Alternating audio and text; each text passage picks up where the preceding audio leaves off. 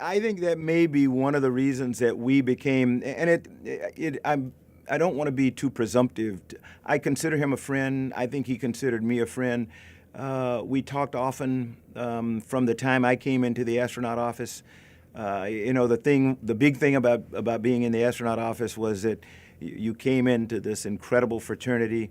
John Glenn was among the first people that I met because he would come back like all the astronauts for their annual physicals each year, and as a Marine, he would kind of seek us out and do a little mentoring and a little coaching and a little pepping up and everything, and wish us the best. And so that was sort of the beginning of what developed into a multi-decade friendship.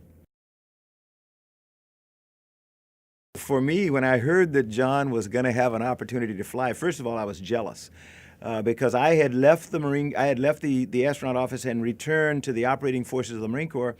And at the time that he flew, I was actually in Japan, in Tokyo, Japan, at Yokota Air Base. I was the deputy commander of U.S. forces in Japan. And you may say, well, what the heck does that mean? John Glenn's airplane that he had flown when he was on an exchange tour with 5th Air Force at Yokota Air Base stood on a pedestal right there. And so I got to see it every day when I came in and out. And he happened to have flown with Shiaki Mukai. So not only was there this connection of John Glenn to Japan and the people of Japan, and specifically to Yokota Air Base, but to Shiaki, who was another very close friend. And I remember when Steve, Lindsay, Shiaki, John, the crew came over to Tokyo to do their visit, their post-flight visits. They were swamped. They were mobbed by people doubly, because not only did they have their own Japanese heroine, but they had this icon of spaceflight in Senator John Glenn. He was 77, I think you may remember at the time, and that began this contest between John Glenn and me when I told him how jealous I was, and he said, okay, you can fly again, but not until you turn 77. So I'm 70 years old today, not today, but I'm 70 years old at this time, and as he knows, he's still got me beat because I got to wait 7 more years before I can fly again. His Friendship 7 flight put America back into the space. Not to minimize anything that had been done, by Alan Shepard or any of the 2 flights before him. But when John flew, we were going to orbit Earth. We were going to, granted, we were second, but that wasn't important. For the United States, we were going to demonstrate that we were just as good, if not better, than our adversary at the time. The whole world watched, and the whole world held their collective breath. And it was very special for the nation to have John Glenn become the first American who orbited our planet and was then able to talk about it. No question, he became a national hero. Never flew again because the president wouldn't let him fly. He was so valuable to the nation as this iconic figure that we just did not want to risk putting him back in space again, which did not please him. But John, is a typical Marine. He says, okay, saluted and went on. I didn't talk to Senator Glenn before the flight, but afterwards I had quite a few opportunities, particularly in Japan, as we kind of reminisced and we talked about what it was like then when he lived in Japan, during the Korean War, and now while I was living there some decades later, and Annie, who I had not known before this. But John was so typical. He didn't talk at all about himself. He didn't talk about the flight. He always talked about the importance of, we've got to get kids interested in this stuff again. We've got to get them interested in science and math and technology. And I think some of the statements that you see that people remember most from John Glenn, the senator, and post-senator, when he went back and founded the Policy Institute on the campus of the Ohio State University. He was focused on educating America's youth to keep us the greatest nation in the world. the thing I don't want anybody to miss about Senator Glenn, John Glenn, Colonel Glenn, astronaut Glenn, it doesn't make any difference what you say. The love of his life was Annie Glenn. There was no mistaking that. You know, just to see the two of them together, the way they looked at each other. I mean, for anybody who's contemplating marriage, you ought to go to school on the Glens, because they can teach us a lot about what unending love, what undying respect and admiration for each other means, mutual respect, because there was never a question that Annie was the love of his life.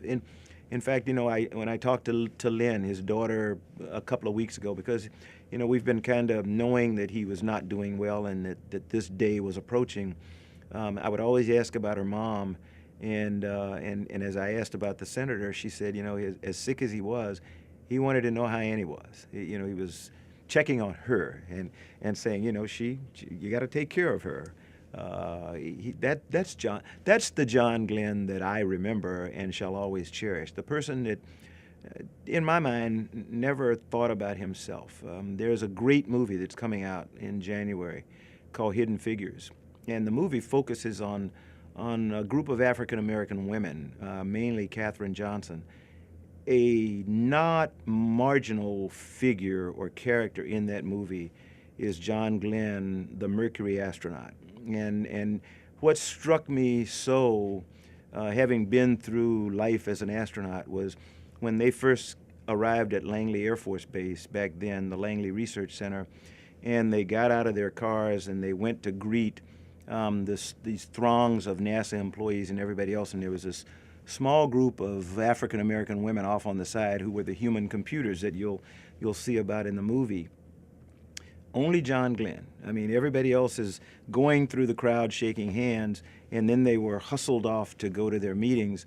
John strayed off because there was this group of women that he recognized that must have been there for some reason, and he went over and introduced himself, and he shook hands with each of them and let them know, you know, how important he felt they were. And he became a central figure in the story of Katherine Johnson, who received the Presidential Medal of Freedom last year. That, you know, just to be able to connect the two of them as we were able to do last week, who cared so much for each other and realized the importance of each other in their lives. John Glenn would have never flown had it not been for Katherine Johnson saying it's okay, and Katherine Johnson would not be this national hero today had it not been for this incredible Marine, this incredible astronaut, John Glenn, who took the time to go shake her hand, get to meet her, and learn how to trust her and make her feel like she was a part of the team.